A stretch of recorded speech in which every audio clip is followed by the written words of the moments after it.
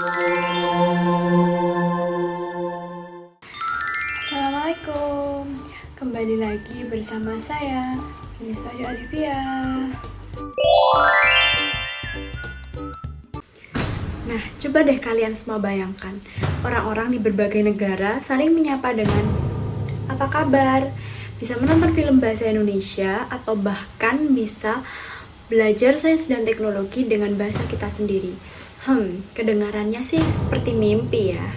Namun siapa sangka itu bukan sesuatu yang mustahil. Hari ini saya akan mengajak kalian melihat potensi bahasa Indonesia menjadi bahasa internasional. Bukan hanya sebagai suatu kebanggaan, tetapi juga sebagai peluang nyata yang bisa kita wujudkan bersama. Kita mulai dari sebuah fakta yang sangat menarik. Bahasa Indonesia telah digunakan oleh lebih dari 270 juta orang. Jumlah ini menempatkan bahasa Indonesia menjadi salah satu bahasa dengan jumlah penutur terbanyak di dunia. Nah, dari segi jumlah penuturnya, kita sudah memiliki modal yang sangat kuat. Namun, potensi bahasa Indonesia tidak hanya terletak pada jumlah penuturnya. Bahasa Indonesia memiliki keunggulan lain, yaitu struktur yang relatif sederhana dan mudah dipelajari. Bahasa Indonesia tidak mengenal perubahan kata kerja berdasarkan waktu. Tidak memiliki gender dalam kata benda, dan pengucapannya cenderung sesuai dengan penulisan. Hal ini membuat bahasa Indonesia lebih mudah dipelajari oleh penutur asing dibandingkan dengan beberapa bahasa lain yang memiliki aturan yang lebih kompleks. Menariknya lagi, bahasa Indonesia sebenarnya sudah mulai dikenal di tingkat internasional. Di berbagai negara seperti Australia, Jepang, Korea Selatan, hingga beberapa negara di Eropa, bahasa Indonesia telah diajarkan di sekolah dan di universitas. Bahkan, tidak sedikit dari penutur asing yang tertarik mempelajari bahasa Indonesia karena kekayaan budaya kita, mulai dari musik, film, hingga kuliner. Disinilah kita melihat bahwa bahasa dan budaya memiliki hubungan yang sangat erat.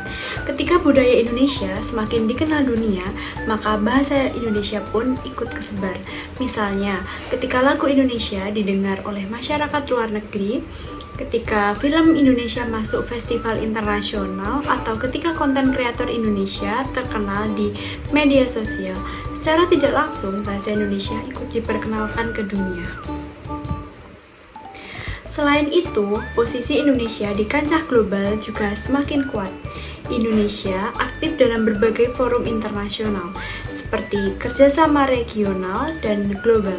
Ketika suatu negara memiliki pengaruh besar, biasanya bahasa dari negara tersebut juga ikut mendapat perhatian dunia.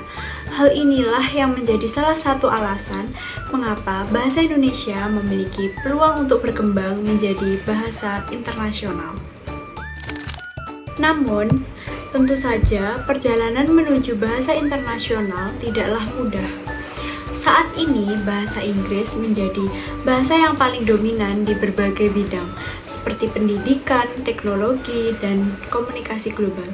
Oleh karena itu, bahasa Indonesia membutuhkan upaya yang serius dan berkelanjutan agar lebih dikenal dan digunakan di tingkat internasional. Lalu, apa yang bisa kita lakukan sebagai generasi muda? Peran kita sebenarnya sederhana, tetapi sangatlah penting.